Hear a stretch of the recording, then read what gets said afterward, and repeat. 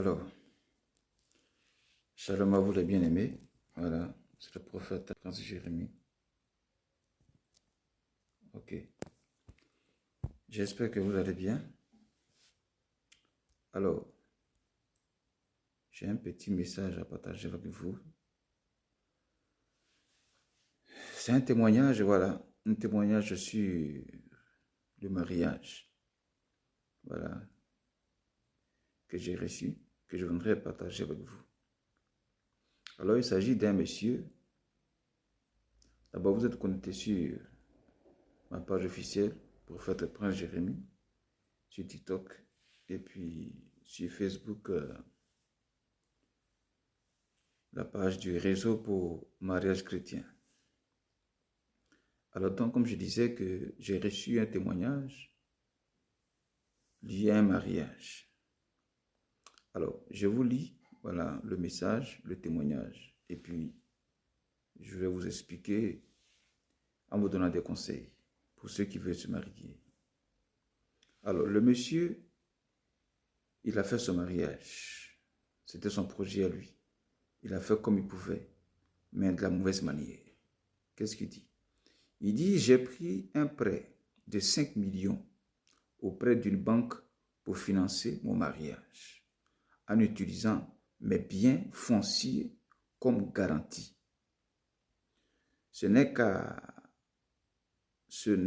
qu'après que tout soit fini que j'ai réalisé que j'ai commis une erreur énorme.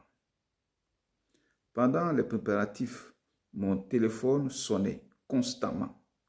Tout le monde appelait, donnait ses suggestions et donnait des conseils. J'avais l'impression que les gens étaient vraiment avec moi. Shalom à Claudine. Voilà. Il dit maintenant que j'ai loué la plus grande salle, acheté des vêtements chers et commandé un gâteau de classe mondiale. Tout semblait parfait ce jour-là. En fait, je dois admettre que j'ai beaucoup apprécié le mariage. La nouvelle même avait fait le tour de la ville. Mais je n'ai réalisé mon erreur qu'après la cérémonie, quand les gens ont commencé à partir. Les organisateurs enlevaient les décorations et les chaises étaient emballées. Quand nous sommes arrivés à la chambre d'hôtel, je m'attendais à ce que mon téléphone sonne comme avant, mais il était silencieux. Personne ne m'appelle. C'était juste moi et ma femme. Je l'ai regardé. Il dit, il a regardé sa femme. Et il dit, ça m'a frappé telle une claque au visage. Je venais de gaspiller 5 millions juste pour impressionner les gens. Une soudaine vague de colère m'envahit cette nuit-là. Ma femme ne savait pas que j'avais emprunté de l'argent parce que je lui avais menti, disant que c'était grâce à mes économies. Quand elle a essayé de se rapprocher de moi, cette nuit-là, je n'ai pas pu répondre. Je lui ai dit que j'avais mal à la tête et je suis allé dormir. J'ai passé les 4 années suivantes à rembourser douloureusement cette dette de 5 millions. Si je devais me remarier, dit le monsieur dit à la fin que si je devais me remarier, je ne ferais même pas de réception. Je payerais juste la dot. Je ferai un petit dîner de famille et je ramènerai ma femme à la maison.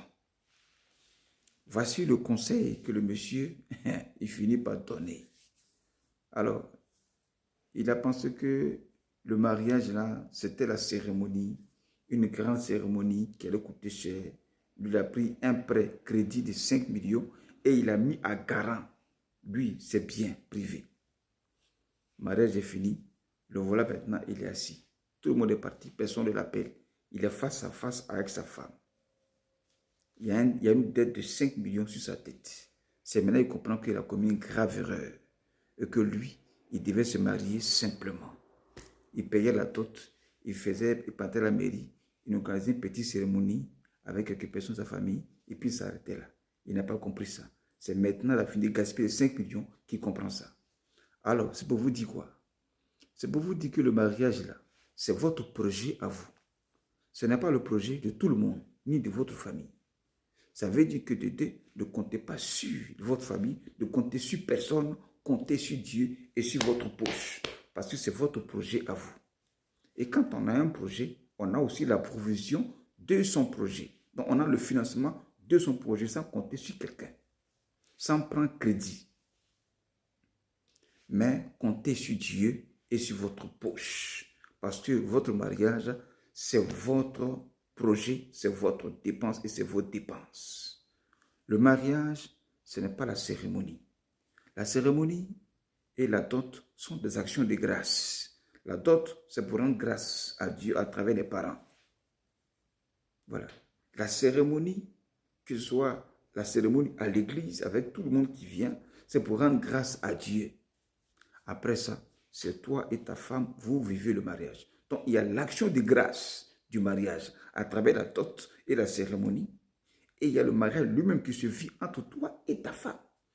Donc, ce qui se passe entre toi et ta femme à travers vos dépenses, vos économies, vos joies, vos peines, vos épreuves, c'est ça qui est le mariage. Si ne confondez pas la cérémonie qui est une action de grâce pour remercier Dieu, une offrande symbolique, des dépenses symboliques, et puis le mariage lui-même entre vous deux. Donc, ne vous cassez pas la tête. Voilà. Allez prendre des crédits, organiser des mariages de 100 millions, de 50 millions, de 10 millions, de 5 millions. Et puis, 3 ans plus tard, 1 an plus tard, vous partez divorcer. Ce sont des dépenses inutiles. Soyez sages. Soyez sages. Mariez-vous simplement et humblement. La dot, à la mairie, vous signez les papiers. Un dimanche, vous partez à l'église comme tout le monde. Voilà, vous habillez simplement. On prie pour vous, vous remerciez le Seigneur avec un petit cocktail avec les membres de l'église. Ceux qui veulent soutenir, viennent soutenir, puis c'est fini. Dans la Bible, il y avait un monsieur qui se mariait.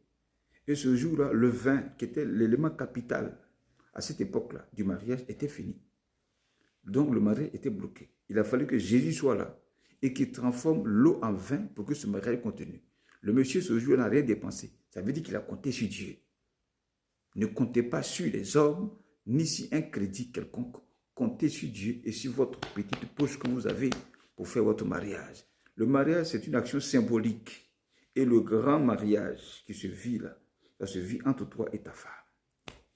Donc, c'était là mon conseil que j'avais ce soir à vous apporter. Shalom à vous et que Dieu vous bénisse et que toute main noire qui se pose à votre destinée maritale en 2025 soit frappée de paralysie et soit retranchée. Je déclare que 2025 qui est caractérisé par le chiffre 9 soit pour vous une année d'enfantement marital, une année d'accomplissement marital, une année de réalisation maritale.